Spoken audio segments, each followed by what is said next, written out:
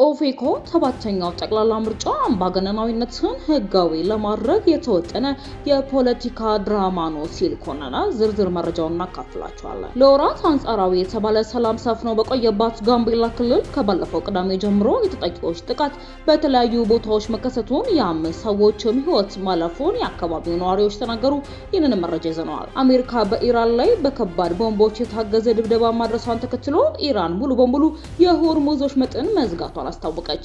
የቮይስ ኦፍ ኢትዮጵያ ቤተሰቦች ሰብስክራይብ ማድረጋችሁን እያስታወስናችሁ በዝርዝር ወደምንመለከታቸው ጉዳዮች እናልፋለን።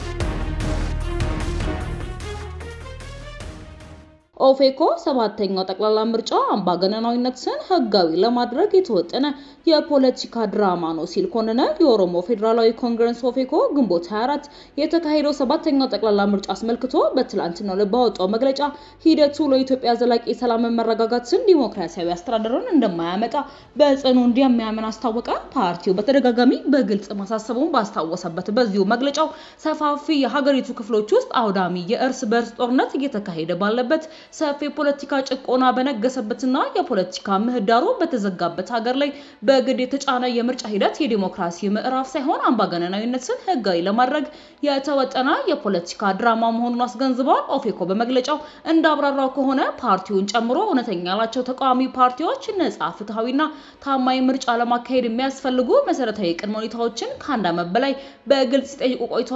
ከነዚህ መካከል ግጭቶች በአስቸኳይ እንዲቆሙ፣ የፖለቲካ እስረኞች ያለምንም ቅድመ ሁኔታ እንዲፈቱ፣ የተዘጉ የፓርቲ ጽሕፈት ቤቶች እንዲከፈቱና አፋኝ የሚዲያና የሲቪል ማህበረሰብ ህጎች እንዲሰረዙ እንዲሁም ገለልተኛና በጋራ መግባባት ላይ የተመሰረተ ምርጫ ቦርድና የጸጥታ አካላት እንዲዋቀሩ የሚሉት ይገኙበታል።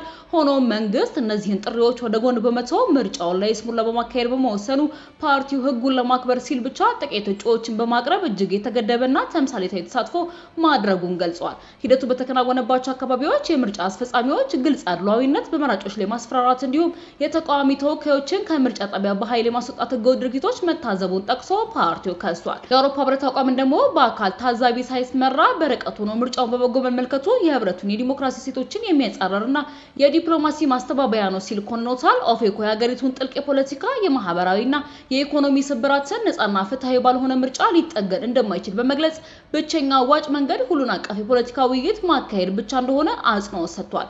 በመጨረሻም ፓርቲው 3 አስቸኳይ ጥሪዎችን አስተላልፏል። ለኢትዮጵያ መንግስት የፖለቲካ ልዩነቶችን በወታደራዊ ኃይል የመፍታት ስልት እንደማይሰራ ተገንዝቦ ግጭቶችን በአስቸኳይ እንዳይቆም፣ የፖለቲካ እስረኞችን እንዲፈታና ለሁሉን አቀፍ ውይይት እርምጃ እንዲወስድ፣ ለኢትዮጵያ ህዝቦች መሰረታዊ ችግሮች በዚህ ምርጫ እንደማይፈቱ በመረዳት ለሁለተኛ ራስን በራስ ማስተዳደር፣ ለፍትህና ለሁለተኛ ብሔር ብሔረሰባዊ ፌዴራሊዝም በሚደረገው ሰላማዊ ትግል ላይ እንዲጸኑ በማድረግ ለዓለም አቀፉ ማህበረሰብ ሂደቱ ነጻና አካታች እንዳልነበር በመገንዘብ መንግስት ሀቀኛና ሁሉን አቀፍ ሀገራዊ ውይይት እንዳይካሄድ ትርጉም ያለው ጫና እንዲያሳድርም ጥሪ አቅርበዋል። በመጨረሻም የኦሮሞ ፌዴራላዊ ኮንግረስ ኦፌኮ ዲሞክራሲያዊት ሰላማዊት ፌዴራል ኢትዮጵያ እውን ለማድረግ ትግሉን በቁርጠኝነት እንደሚቀጥልም በመግለጫው ማጠቃለያ አስታውቀዋል። በጋምቤላ ከዚህ ቀደም በተደጋጋሚ ጸጥታ ችግሮች መከሰታቸው ተከትሎ ሁሉም የክልሉ መደበኛና አድማ ብተና ፖሊሶች ወደ ስልጠና ገብተው መቆየታቸው ተዘግቧል። በክልሉ በተከሰቱ የሰላም ችግሮች ውስጥ ተሳትፏል የተባሉ የጸጥታ ኃይሎችን በቁጥጥር ስር መዋላቸው ሲገለጽ፣ በክልሉ አንጻራዊ ሰላም ሰፍኖ መቆየቱን ያነጋገርናቸው የጋምቤላ ከተማ ነዋሪዎች ተናግረዋል።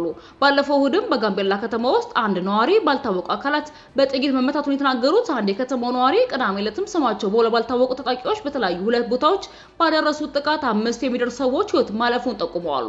ነዋሪው እንዳብራሩት በክልሉ በተደጋጋሚ ኢታንግና ኦቦል በተባሉ ወረዳዎች መካከል የታጠቁ ኃይሎች የህዝብ ማመላለሻ ተሽከርካሪዎችን በማስቆም ጥቃት በመድረስም ይሰወራሉ። ሰኞ ምሽት ለሰዓታት የቆየ የተኩስ ድምጽ በዋና ከተማ ውስጥ ይሰማ እንደነበር የተናገሩ ሌላው የከተማ ነዋሪ ጉዳዩ በጸጥታ ኃይሎች መካከል የተፈጠረ ነበር በተባለውና ለመግባባት የተጀመረ ተኩስ እንደነበርም ተናግረዋል። በክልሉ ህገወጥ የጦር መሳሪያ የታጠቁ ግለሰቦች በተለያዩ ቦታዎች ጥቃት ማድረስ መጀመራቸውንም ገልጸው ባለፈው ቅዳሜ በኢታንግና ኦቦል መካከል በተሽከርካሪ ላይ በአንድ መንደር ላይ ስማቸው በውል ባልታወቁ ታጣቂዎች በደረሰው ጥቃት ጉዳት የደረሰባቸው ሰዎች የህክምና እርዳታ እያገኙ እንደሆነም ተናግረዋል። የጋምቤላ ክልል ሰላምና ጸጥታ ቢሮ በበኩሉ ጥቃቱ መድረሱን ገልጾ ችግሩ ወደ በቁጥጥር ስር መዋሉን ጠቁሟል። የክልሉ ሰላምና ጸጥታ ቢሮ ኃላፊ አቶ ማህበር ኮር ሰላም የማይፈልጉ ያላቸው አካላት የደረሱት ጥቃት እንደሆነ ገልጸው በአቦልና ኢንታንግ የተባሉ ወረዳዎች መስመር ላይ እንደደረሱ የተባሉ ጥቃቶችም የጎላ ጉዳት ሳይደርስ በጸጥታ ኃይሎች ማስቆም መቻላቸውንም ተናግረዋል። ተናግረዋል። የጋምቤላ ክልል ፖሊስ ኮሚሽን ከዚህ ቀደም ተደጋጋሚ የሰላም ችግሮች መከሰታቸውን ተከትሎ በጥር ወር 2018 የክልሉ መደበኛና አድማ ምተና ፖሊሶች ሙሉ በሙሉ ተሐድሶ ስልጠና እንዲገቡ ማድረጉም ይታወሳል። ስልጠናው መጠናቀቁን ተከትሎ የጸጥታ ችግርና የተለያዩ ህገወጥ ድርጊት በውስጡ ተሳትፏል የተባሉ ከ40 በላይ የሚሆኑት በህግ ተጠያቂ የሆኑ ሲሆን 642 የሚደርሱት ደግሞ ከስራ መሰናበታቸውን ተናግረዋል።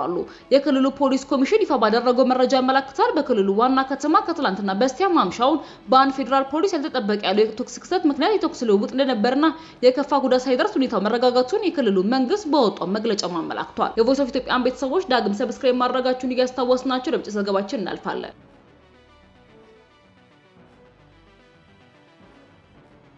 አሜሪካ በኢራን ላይ በከባድ ቦምቦች የታገዘ ድብደባ ማድረሷን ተከትሎ ኢራን የሆርሙዝ ወሽመጥ ሙሉ በሙሉ መዝጋቷን አስታወቀች። በአሜሪካና በኢራን መካከል ያለው ወታደራዊ ግጭት በከፍተኛ ሁኔታ ማገርሸቱን ተከትሎ የኢራን ወታደራዊ እዝ የዓለም ነዳጅ አቅርቦት ቁልፍ መተላለፊያ በሆነው የሆርሙዝ ወሽመጥ ላይ የነዳጅ ጫኝ መርከቦችንና የንግድ ትራፊክን ሙሉ በሙሉ መዝጋቷን አስታወቀ። ኢራን ይህንን አስቸኳይ እርምጃ የወሰደችው የአሜሪካ መከላከያ ሚኒስተር ፒት ሄግዝ አሜሪካ በኢራን ቁልፍ ተቋማት ላይ ጠንካራ የአየር ድብደባ ማድረሷን በይፋ ከገለጹ በኋላ ሲሆን አሁን ላይ ምንም አይነት የመርከብ ቦታው ላይ እንዳልነበረም እና ማለፍ እንደማይችልም ብላለች። የአሜሪካው ፕሬዝዳንት ትራምፕ ኢራን ስምምነቱን የማትቀበል ከሆነ በነገው ዕለት አይታዩ ባታውቀው ጥቃት እንፈጽማለን ሲሉም ዝተዋል። ይህንን የአሜሪካ ድብደባ ተከትሎ የኢራን ሀታም አልኒቢያ የተሰኘው ከፍተኛ ጥምር ጦር አስቸኳይ መግለጫ ያወጣ ሲሆን የሆርሙዝ ወሽመጥ ለማንኛውም አይነት የባህር ላይ ትራፊክ በተለይም ለነዳጅ ጫኝና ለንግድ መርከቦች ሙሉ በሙሉ ዝግ መሆኑን አስታውቋል። እዙ አክሎም ትዕዛዙን ጥሶ ለመሻገር በሚሞክር ማንኛውም መርከብ ላይ ጦሩ ወታደራዊ እርምጃ ይወስዳል ሲል አስጠንቅቋል። የኢራን መንግስታዊ ሚዲያዎች በሆርሙዝ አቅራቢያ በነበሩ የአሜሪካ የጦር መርከቦች ላይ የሚሳኤልና የድሮን ጥቃት መሰንዘሩን ሊዘግቡ ቢሆንም የአሜሪካ ወታደራዊ ባለስልጣናት ግን የተመታ መርከብ የለም በማለትም አስተባብለዋል። አሁን ላይ በዓለም አቀፍ ደረጃ ለነዳጅ የሚውለው የድንጋይ ከሰልና የነዳጅ አቅርቦት 1/5 የሚሻገርበት የሆርሙዝ ወሽመጥ መዘጋት በዓለም ነዳጅ ዋጋ ላይ ከፍተኛ ወዲያውኑ ጭማሪ ያስከትሏል ሲል ሮይተርስም ዘግቧል። እንደ አዲስ የተከሰተው የወታደራዊ ግጭት ባለፈው ሚያዝያ ወር በሁለቱ ወገኖች መካከል ተደርሶ የነበረውን ደካማ የተኩስ አቁም ስምምነት ሙሉ በሙሉ ያፈረሰ ሲሆን የመካከለኛው ምስራቅ ቀጠና ሙሉ በሙሉ ወደ ከፋ ጦርነት ቀውስ ሊከተው እንደሚችልም ዓለም አቀፍ ተንታኞች ስጋታቸውን እየገለጹ ይገኛሉ። የቮይስ ኦፍ ኢትዮጵያ ቤተሰቦች አሁንም ዳግም ሰብስክራይብ ማድረጋችሁን እያስታወስናችሁ በሌላ አዲስ ወቅታዊ መረጃዎች ዳግም እስክንገናኝ ድረስ በደህና ቆዩ።